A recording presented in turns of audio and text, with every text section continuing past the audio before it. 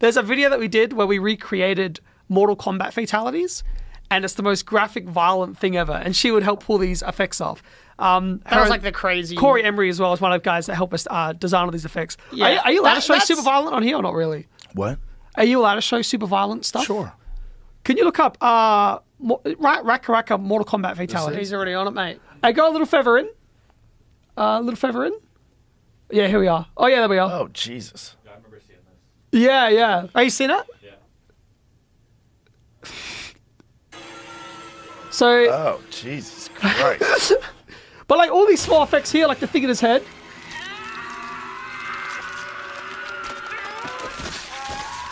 What the fuck, dude? Can you take me to school? Mum's passed out. But it's those really exaggerated effects when you're shooting all that stuff. You can try and, when you're trying to make something look super realistic, practicing with the exaggerated stuff helps. Yeah, because then you can do like this is like showing ridiculous Mortal Kombat fatalities, but in real life. They're very sticky. 2-day shoot. Jesus Christ. Okay. Yeah, you get the idea. I get the idea. Ultra violence. But Yeah. practicing with those super elevated things helps with the smaller stuff. Yeah, like Yeah. and you know the way to like kind of shoot practically and stuff. Like we did it's a lot more grounded in and people say that it was like too far sometimes in Talk to Me, but we're like we could have made that scene go for 3 times longer. Him and like smashing his Who face. said it was too far? Well, no, people like dude, well, in a screening, people fainted in the cinema for one of the screenings. Yeah. It is the Good. coolest thing ever.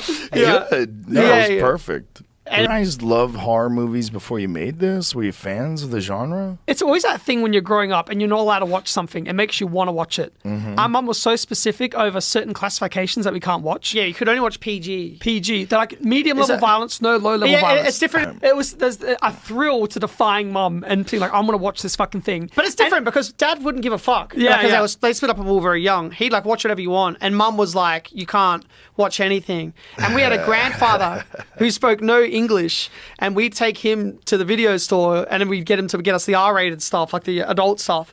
And then he got told off. Our dad's like, even Dad was like, "You can't get him you can't get him that stuff."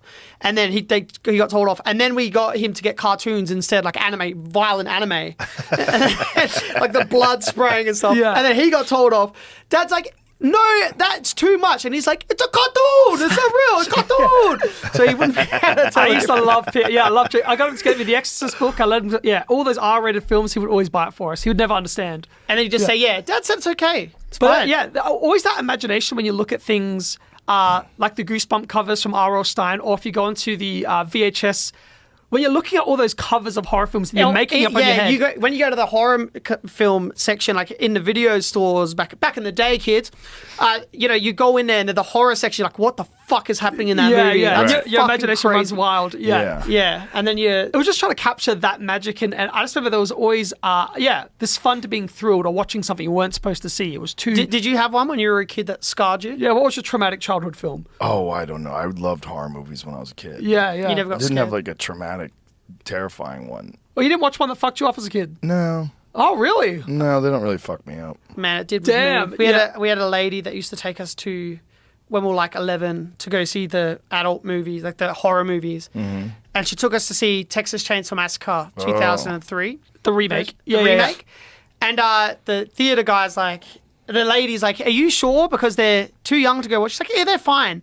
And then we went in there, and then I had to leave. I felt sick. And I felt sick because I was like, we're trying to be mature and show that we can handle these movies. Michael runs out like And a then coward. the theater owner's like, "Told ya!" And I was like, Yeah. fucking so scared. I heard chainsaws for fucking I literally heard a fucking chainsaw at home and there wasn't even there. What do you guys think back now on all these influences and all these things that happened and how it sort of led up to you making films like this? Yeah. Because it's all the resistance, all the don't watch this, all the telling you what to do. So many different things. Because I remember Well, and even since Mum was so specific on what we could watch with the classifications, I started collecting movie classifications. I was like, I would break down and have a booklet of different film classifications. See, he's weird. He's 1 or 2 bad turns away from being like a serial killer. I used to collect things that scared me. So if there was news articles of stuff of killers and murderers, I would cut that out and collect it in a scrapbook.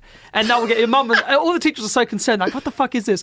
But I was sort of obsessing on and trying to figure out what's scared about it, and collecting it made it less scary or something. But yeah, weird. Yeah, and Weird, then also like that's the same thing. Like these things that influence you from like early childhood that you don't even realize. But I think a lot of it has to do with like your parents or something.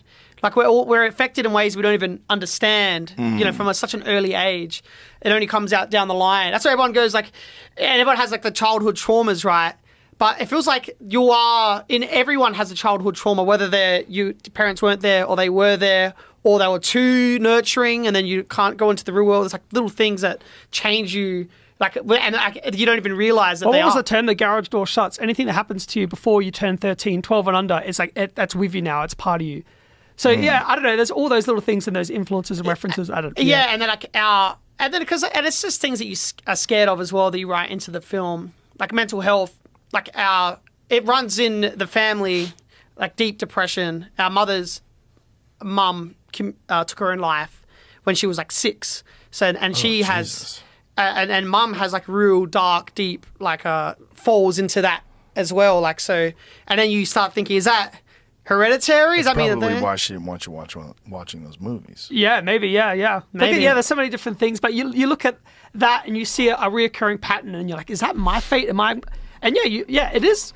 It is in your head. It is part of you. It's part of your genes. It's genetic. But then also things like, I guess like everything we see is like a film scene or something. So it's like always just ideas stemming from all different things. When I start writing, I have to get into a certain headspace to write.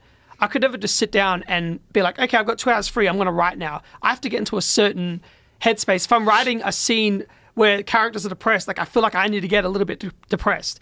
So when I was writing this new thing that I'm working on, it was sort of staying up for 2 days straight, not sleeping, watching things that freaked me out, and then doing things in real life that would try and scare me. Like murder people. No, not like murder people. Like if I would stay up all night. I remember I would walk around in the neighborhoods at night. I would go for drives all night, late at night, and I have conversations with people that aren't there. I'm so caught up in it. If I've got a character that I'm writing, I can sit down and talk to them in the car. So I'll be driving and talking to this person that's not there. And then I'm like, I remember there was someone that lost their life at this cliff. It was probably like 2 a.m. This was like a month or so ago. I drove out to that cliff at like 3 in the morning, and I went up there and I'm talking to someone that's not there, but on this cliff edge, and getting to myself into this weird state where I'm a bit freaked out. And I was like, okay, I'm talking to this character that's here. Let's say someone that we know died here and we're trying to connect with this person. It's like, all right, let's do it again with that friend that I'm with, the imaginary one. What if he died and I'm trying to connect with him? And run through scenarios in real life and just do things that try to freak me out. I think we've found the side effects of those drugs. Hey, woman. Since your man ain't got no heart, what you going to our apartment tonight? I'll show you a real man. There you go. What? Fuck you. Hey, woman.